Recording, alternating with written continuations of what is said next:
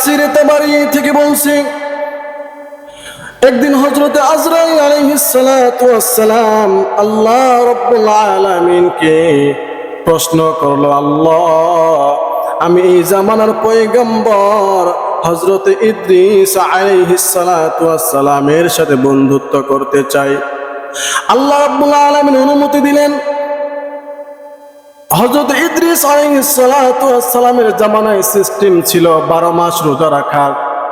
হযরত ইদ্রিস আলাইহিস সালাতু ওয়াস সালাম রোজা রেখেছেন।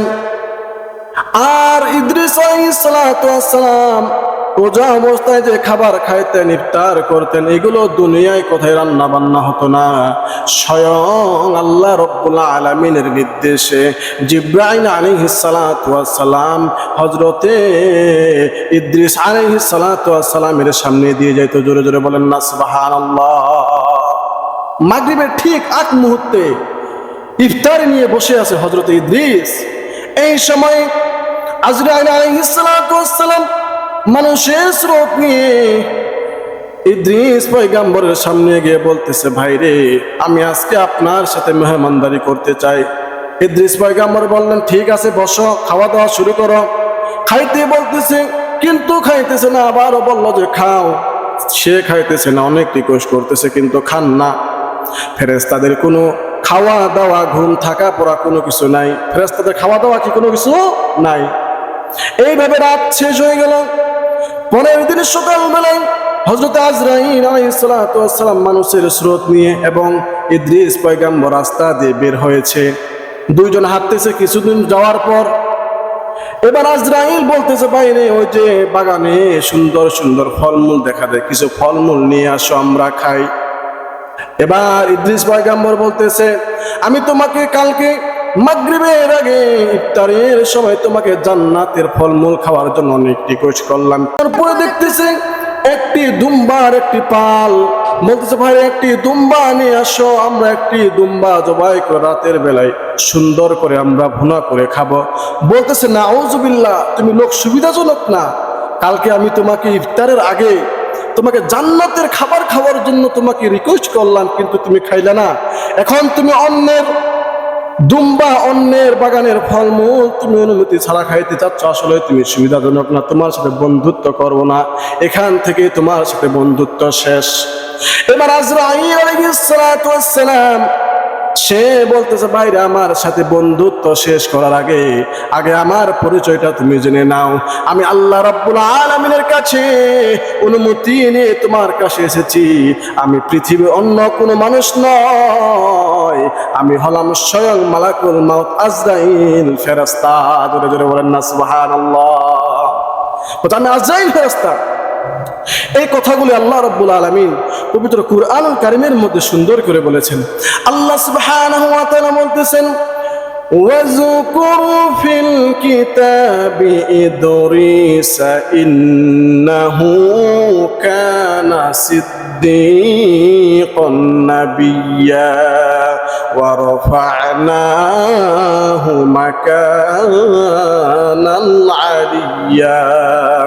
আল্লাহ রাব্বুল আলামিন বলতেছেন, স্মরণ করো সেই ইদ্রিস পয়গম্বরের কথা, যিনি একজন পয়গম্বর ছিল, যিনি একজন নবী ছিল, দামি নবী ছিল। সেই ইদ্রিস পয়গম্বরের কথা তুমি স্মরণ করো। এবার ইদ্রিস পয়গম্বর আজরাইল আলাইহিস সালাতু ওয়াস সালামকে বলতেছে, ভাইরে, যেহেতু তুমি এসেই পড়েছ, তোমার কাছে আমার 3টি আবদার, তোমার কাছে আমার 3টি প্রশ্ন। আমি শুনেছি আল্লাহ সুবহানাহু ওয়া তাআলা বলেছেন, কুল্লু নাফসিন যায়িকাতুল মাউত, প্রত্যেকটি প্রাণীকে মৃত্যুর স্বাদ গ্রহণ করতে হবে। ও আজরাইল, তোমার কাছে আমার 1 নম্বর আবদার, তুমি আমার জান কবজ করবা, আবার আমার জানটা তুমি ফিরিয়ে দিবা। আমার 1 নম্বর আবদার। আমার 2 নম্বর আবদার, তুমি আমাকে জাহান্নামটা দেখাইবা, জাহান্নামের কাছে আমাকে নিয়ে যাবা। আমার 3 নম্বর আবদার হলো, তুমি আমাকে জান্নাতটা দেখাইবা, জান্নাতের কাছে নিয়ে যাওয়ার পরে। এই 3টা আবদার আজরাইল আলাইহিস সালাতু ওয়াস সালাম আল্লাহ রাব্বুল আলামিনকে বলল। আল্লাহ রাব্বুল আলামিন অনুমতি দিল। এবার হযরতে আজরাইল আলাইহিস সালাতু ওয়াস সালাম ইদ্রিস পয়গম্বরের জান কবজ করলো। জান কবজ করার পরে আবার জান ফিরিয়ে দিল। এবার আজরাইল ইদ্রিস পয়গম্বরকে বলতেছে, ভাই রে, তোমার কেমন লাগে, কি অনুভূতি, তুমি কোনো কি টের পেয়েছো কিনা? এবার ইদ্রিস পয়গম্বর আজরাইলকে বলতেছে, ভাই রে, কি জান কবজ করলা, কিছুই বুঝতে পারলাম না। এবার আজরাইল আলাইহিস সালাতু ওয়াস সালাম বলতেছে, আমি তোমাকে ইমানদার অবস্থায়, নেককার অবস্থায় তোমার জান কবজ করি নাই। কারণ নেককার অবস্থায় যদি তোমার জান কবজ করতাম তাহলে কিন্তু তুমি কষ্টটা অনুভব করতে পারতে না। আর তোমাকে বৎকার বেঈমান অবস্থায় তোমার জান কবজ করি নাই। বেঈমান অবস্থায়, বৎকার অবস্থায় যদি তোমার জান কবজ করতাম তাহলে তুমি এটা সহ্য করতে পারবা না। এর মাঝামাঝি নেককার এবং বৎকারের মাঝামাঝি অবস্থায় তোমার আমি জানটা কবজ করেছি। এবার ইদ্রিস পয়গম্বর বলতেছে, ভাই রে, আমি যেটা অনুভব করেছি, আমার হাত এবং পাগুলো উল্টা পাশে রশি দিয়ে বেঁধে রাখলে আর একটি ছুরি দিয়ে আমার চামড়াগুলো ছুললে যে কষ্ট আমি পাইতাম তার চেয়ে বেশি কষ্ট আমি অনুভব করেছি। আল্লাহু আকবার। আমার ভাইরা দেখেন, একজন নবী সে কিন্তু নেককার এবং বৎকার অবস্থায় তার জান কবজ করে নাই, মাঝামাঝি অবস্থায় জান কবজ করার কারণে যদি এত কষ্ট হতে পারে, একজন বৎকারের মৃত্যুর সময় যন্ত্রণাটা কেমন হতে পারে আপনারাই বলেন। এবার 2 নম্বর আবদার, ইদ্রিস পয়গম্বরকে জাহান্নামের কাছে নিয়ে গেল, জাহান্নামকে দেখাইল। 3 নম্বর আবদার, জান্নাতের কাছে নিয়ে গেল। যাওয়ার আগে বলল যে তুমি তোমার জুতাগুলো খুলো। জুতাগুলো খুললো, খোলার পরে বলল যে ইদ্রিস, জান্নাতের মধ্যে যাবা, আবার বের হয়ে চলে আসবা, এটা কিন্তু আমার ওয়াদা। ঠিক আছে, আমি জান্নাতে ঢুকবো, আবার চলে আসবো, সমস্যা নাই। জুতাগুলো খুললো, জান্নাতের দিকে ইদ্রিস পয়গম্বর প্রবেশ করলো। কিছুক্ষণ জান্নাতে থাকার পরে আবার বের হয়ে আসলো। আবার বাইরে কিছুক্ষণ থাকার পরে আবার জান্নাতের দিকে দৌড় মারছে। এবার আজরাইল আলাইহিস সালাতু ওয়াস সালাম বলতেছে, ইদ্রিস কি করতেছো? বলতেছে, আমি ঠিকই করতেছি, আমি আর এই জান্নাত থেকে বের হব না, এই জান্নাতের মধ্যেই আমি থাকবো। এবার আজরাইল আলাইহিস সালাতু ওয়াস সালাম বলতেছে, তোমার সাথে কি কথা ছিল? বলতেছে, তোমার সাথে আমার যা কথা ছিল আমি সবগুলো পালন করেছি। আল্লাহ রাব্বুল আলামিন বলেছেন, কুল্লু নাফসিন যায়কাতুল মাউত, প্রত্যেকটি প্রাণীকে মৃত্যুর স্বাদ গ্রহণ করতে হবে। আমি তো মৃত্যুর স্বাদ গ্রহণ করেছি। আর তোমার একটি কথা ছিল, জান্নাতের মধ্যে প্রবেশ করবো, আবার বের হয়ে চলে আসবো। আমি জান্নাতের মধ্যে প্রবেশ করেছি, আবার বের হয়ে চলে এসেছি। আমি তো মৃত্যুবরণ করেছিলাম। তাহলে এখন আমি তোমার কথা আমি পালন করেছি, তোমার ওয়াদা পালন করেছি। এখন আমি জান্নাতের মধ্যে চিরস্থায়ীভাবে থাকতে চাই। এই দলিলটা আমার আল্লাহ রাব্বুল আলামিন সূরা কাহফের 207 নম্বর আয়াতের মধ্যে দিয়েছেন।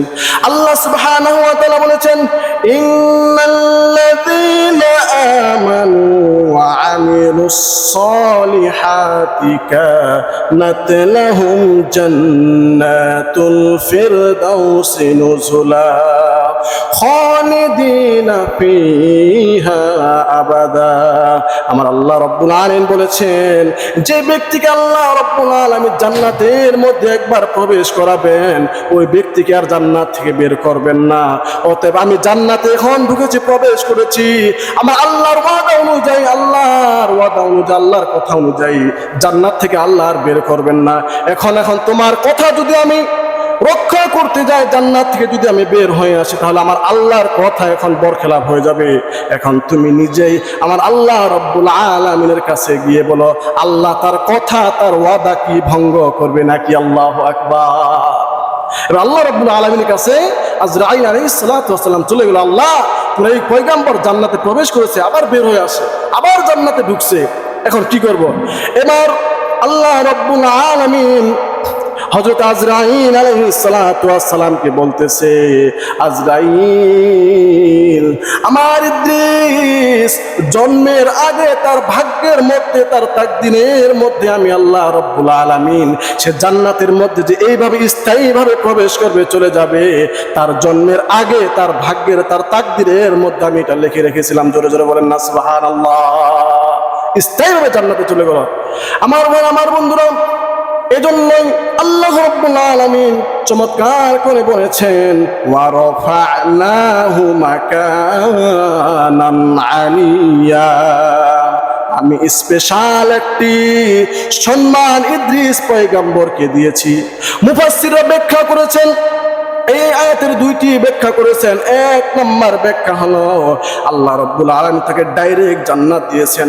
দুই নম্বর ব্যাখ্যা হলো অন্যান্য কেউ কেউ বলেছেন তাকে 30 খানা কিতাব দেওয়া হয়েছিল, এইটা একটি সম্মান।